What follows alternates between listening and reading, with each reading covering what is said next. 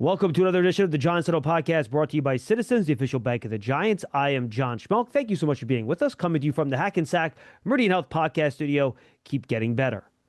And now we welcome in Doug Kyed. He covers the New England Patriots for the Boston Herald, also the host of the Pats Chat podcast. Doug, what's going on, man?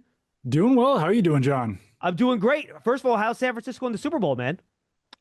You know what? San Francisco's nice. We're both on the East Coast, Northeast. So the weather is fantastic, I would say, first of all. A lot warmer, about 60, 70 degrees warmer than it is at home. The shuttle situation down to availability could use some tweaking, I would say. I've spent probably about half the time here on a shuttle, but otherwise it's great.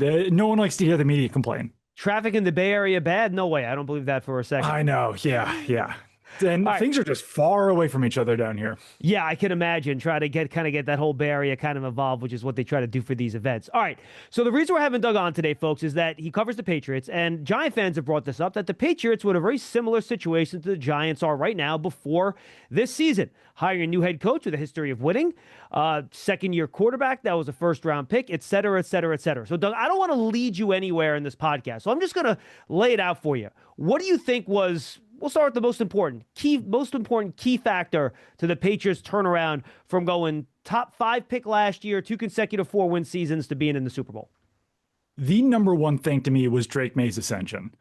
I think that bringing in Josh McDaniels was huge for that, but also just the natural progression of a quarterback from year 1 to year 2. Obviously, much better head coach, much better structure in place. All of those things play a major factor. But for me, the number one thing that goes from 4 wins to 14 wins was Drake May.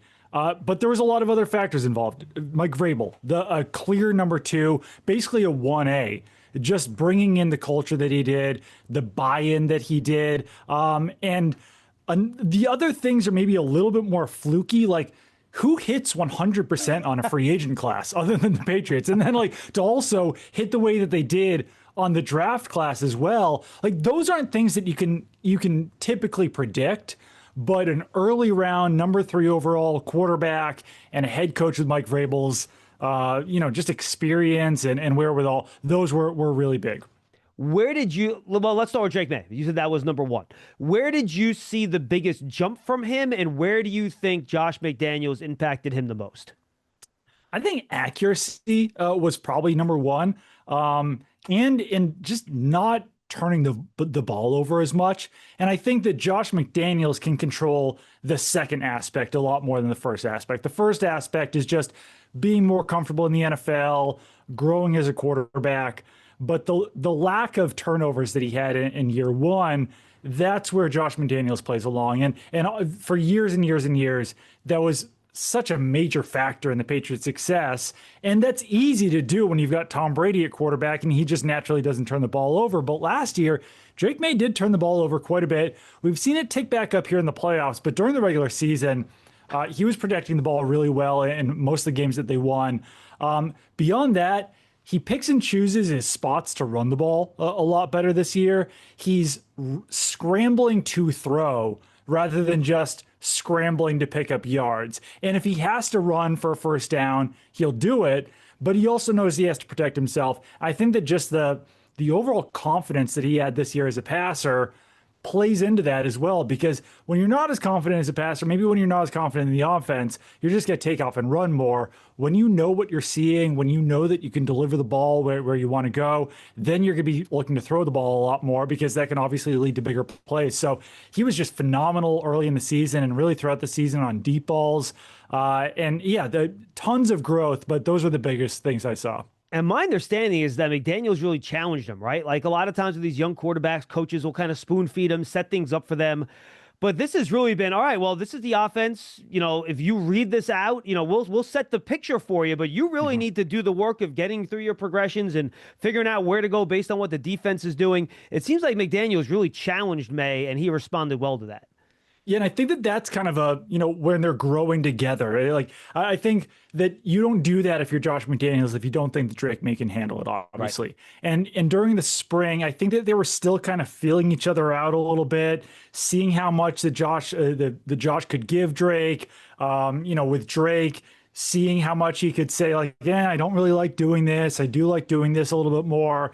And it felt like there was a little bit more of a breaking point early in training camp when they got back together, where then it was just kind of full steam ahead and seeing how much, then they just grew and grew and grew. And I think that was a big aspect of giving Drake May more this season. And that allows you to grow, because if you can handle it, if you can handle the mental aspect of the game, and obviously he's got all the physical tools, then that's just going to make the offense so much easier to operate in when you've got all of that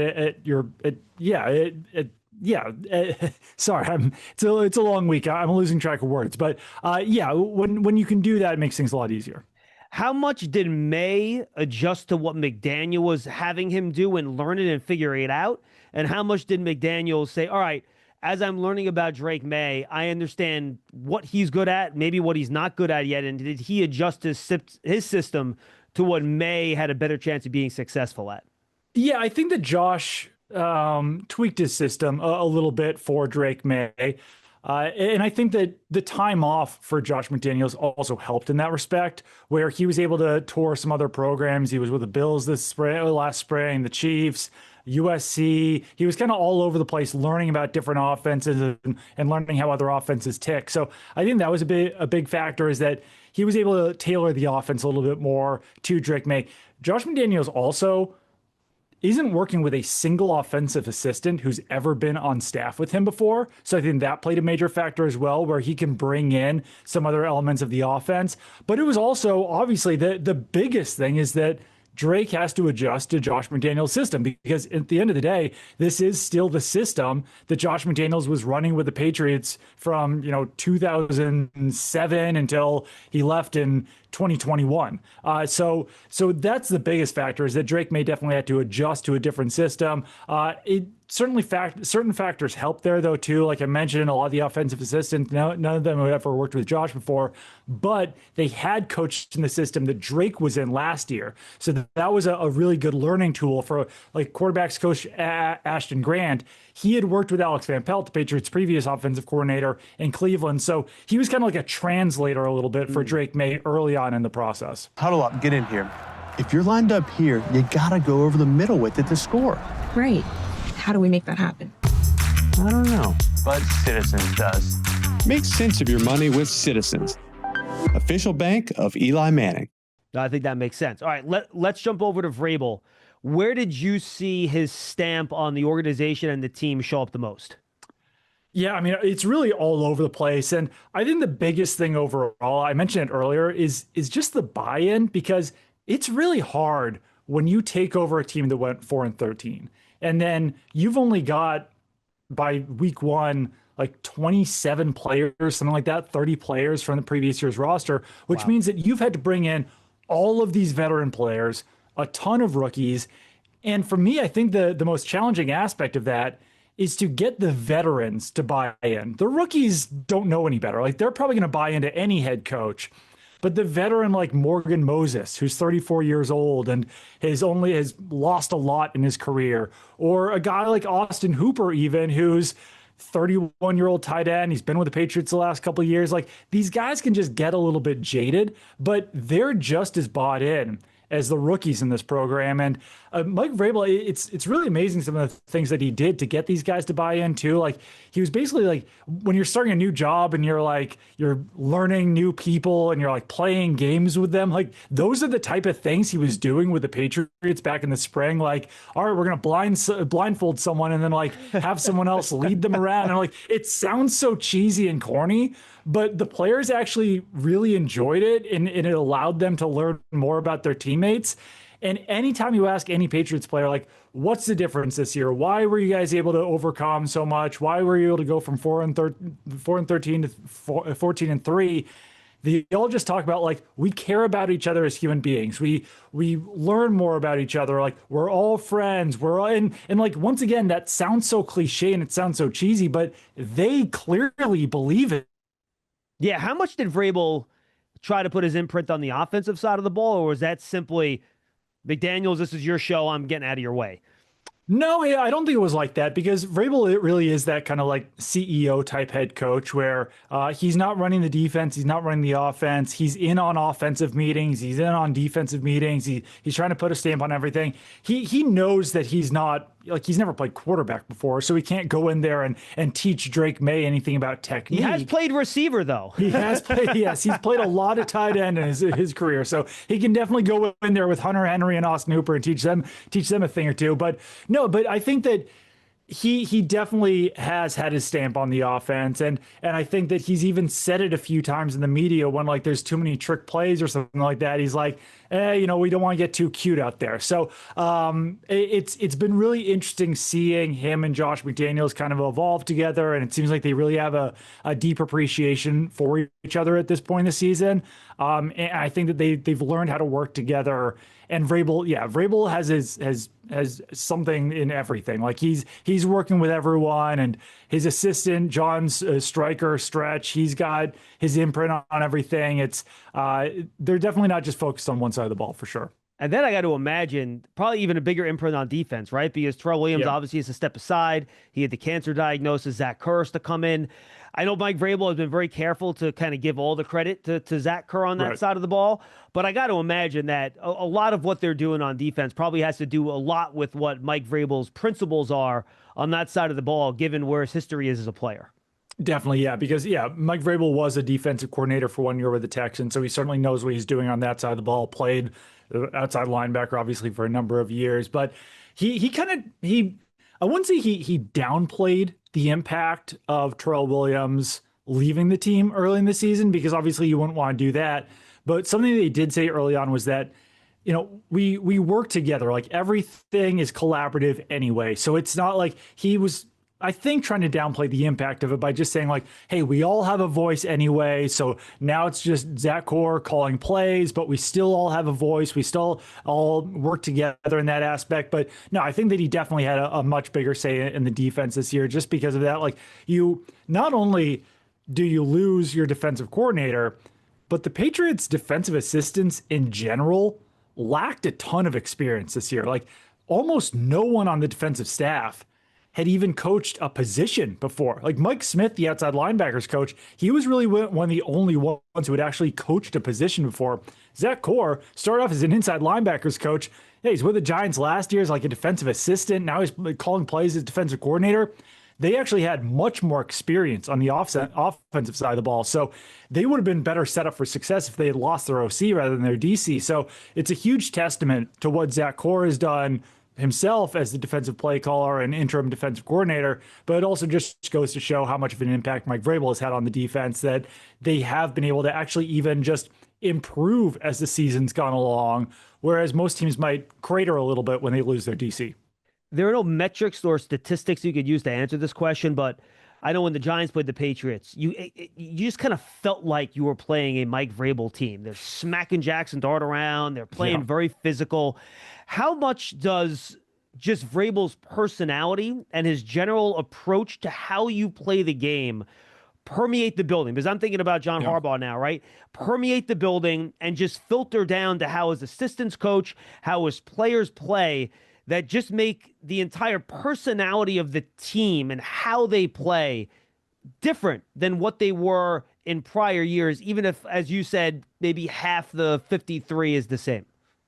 I think one big thing is that the defense in general got better as games went along. Like they were on this weird stretch for a while where they would always let up an opening drive touchdown, but then that was basically like the only points that they would allow all game. So that tells you that as the game goes along, they're getting tougher, they're getting stronger. A big storyline from last year, this feels like it was like 5 years ago now at this point, but like Gerard Mayo called his team soft last year at one point in the season when he was the head coach.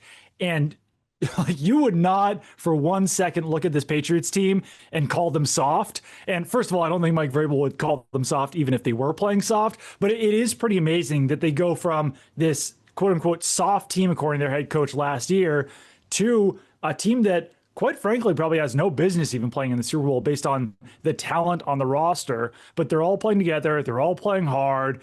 Like you said, they're smacking guys on the field. Like that game, especially against the Giants, like they were really hitting. They were coming out hitting. And I think that even just like Vrabel has this edge to him. And I think that permeates to players as well. And I remember after that Giants game, Corey Durden, who began the summer with the Giants, and now he's actually made a pretty big impact on the Patriots defensive line. After the game, Vrabel made some kind of snarky comment of like, oh yeah, the Giants didn't want him, but we could use him over here. And like, that's the attitude that the Patriots bring in general of it's not really like necessarily a chip on their shoulder, or it's not really bulletin board material, but they're constantly just thinking like, all right, someone else didn't want me, but this team wants me. Like they're all sticking together in that way that Vrabel has really helped influence, I think. So there is something to this whole culture setter thing. Like you definitely saw a change.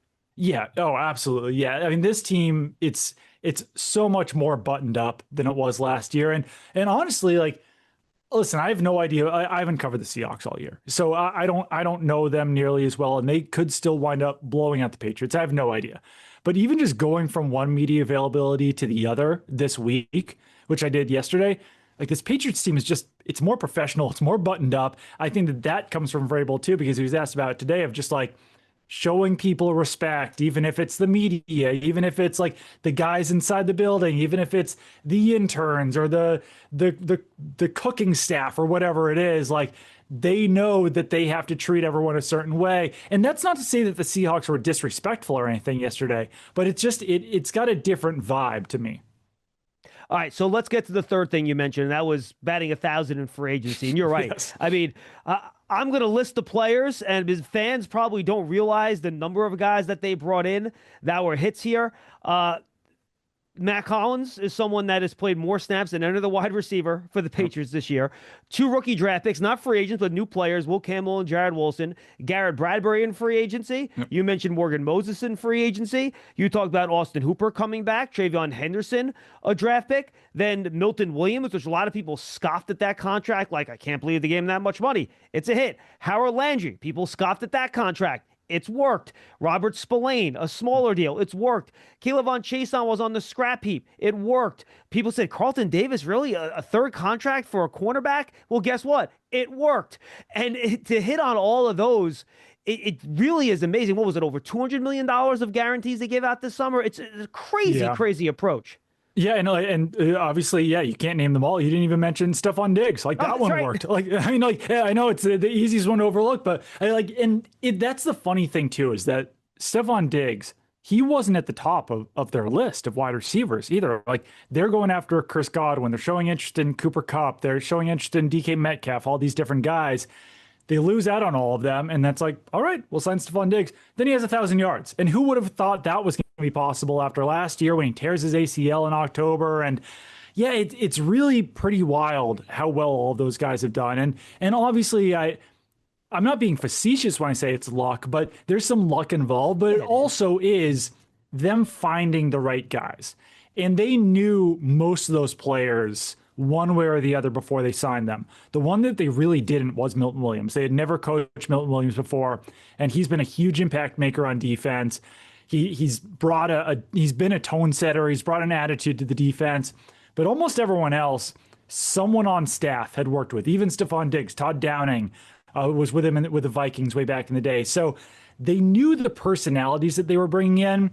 They knew the type of players that they were, but they've all just meshed together so well. And I even want to give credit to some of the guys that we thought were going to be cut candidates back in the spring or the summer, because I thought that they didn't fit within the new system. Like a guy like Anthony Jennings or Jelani Tavai. Those guys aren't free agents, but they're guys who have adapted to the system. The coaches have adapted them to the system. And now they're still making an impact for the Patriots, especially Anthony Jennings. Like Harold Landry's had a knee issue since week 6. He played through it pretty well for a while. He's been in and out of the lineup now. But then Jennings has stepped in, and they really haven't lost a step out there. If you want to know how to manage 2 minutes of crunch time football, I'm your man. But if you're wondering about a long-term financial plan, you should talk to Citizens. Hey, I can also talk lawn care. I'd like to learn about a mowing routine. Yes, I knew I could help. Make sense of your money with Citizens. Giants Huddle Podcast is brought to you by Citizens, the official bank of the Giants. From game day celebrations to your everyday financial needs, Big Blue fans get the most out of every moment with Citizens. Learn more at citizensbank.com/Giants. Yeah, and I think it has to do with Vrabel too, right? How much does he have to do with some of these personnel decisions, working with Elliott Wolf? Because I go back to how Bill Belichick would bring in a player, figure out what they were good at, and then just allow the player to do what they were good at. So I wonder how much Vrabel influenced some of these decisions, and then just once he knew the players he had, how he figured out how to use them to get the most out of their strengths. Yeah, it's kind of like a four-pronged front office right now with the Patriots, where Mike Vrabel has a big say as the head coach, because outside of the crafts, he's the most powerful person within the organization. And then Elliott Wolf is the GM. It's not his title because the Patriots don't like giving out the title. He's the executive vice president of player personnel. Then you've got Ryan Cowden below him, who's the vice president of player personnel. And then you have John Stretch, who I forgot exactly what his title is, but he really has his hands in almost everything.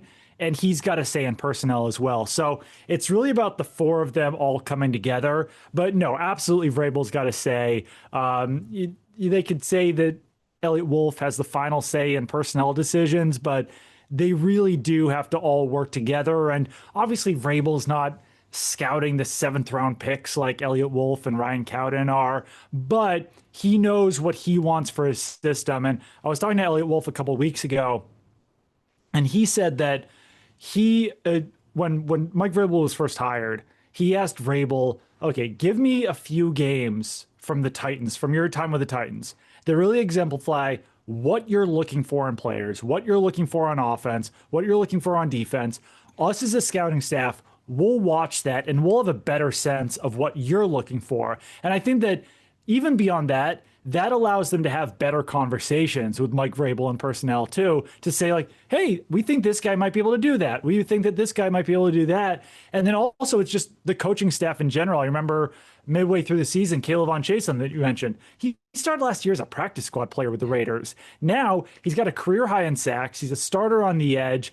Mike Smith, the Patriots outside linebackers coach, and Mike Vrabel kind of identified him as being like, hey, this guy does a lot of the things that we like as a player.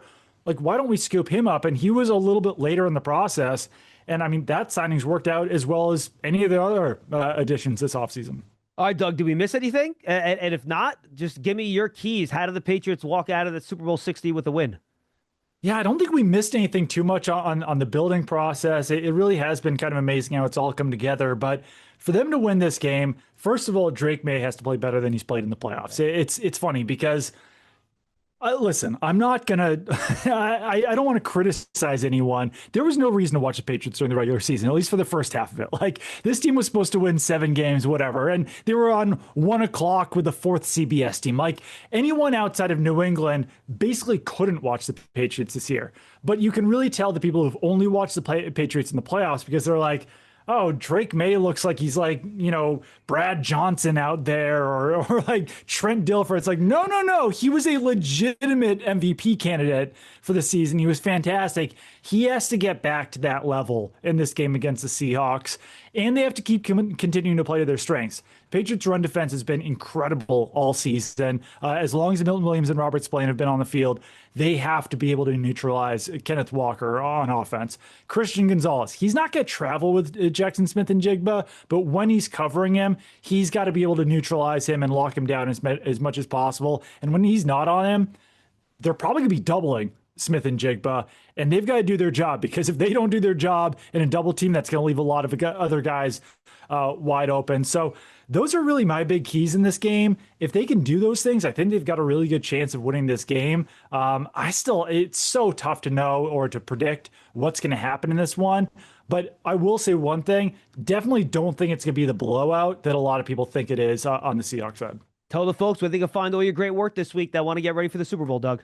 Yeah, absolutely. Go to bostonherald.com. Me and my colleagues, Andrew Callahan and Zach Cox, have been doing some really interesting work this week on social media. Doug Kyed. I think I'm the only Doug Kyed in the world. So Doug, Kyed. If you Google me, you can find me there. And the Pats Chat podcast, that's on the CLNS Media Network. So check out our podcast, all the other great podcasts that are on there. Doug Kyed from the Boston Herald. Hey, we appreciate you taking time out there at the Super Bowl. We know the schedule out there is crazy with all the media avails and everything. Enjoy the next couple days as well as you can, and have fun on Sunday, my friend. Absolutely, anytime, John. We thank Doug for joining us on the Giants Huddle podcast, brought to you by Citizens, the official bank of the Giants. Coming to you from the Giants podcast studio, presented by Hackensack. Meridian Health, keep getting better. I am John Schmuck. Have a great weekend. Enjoy the Super Bowl, everybody.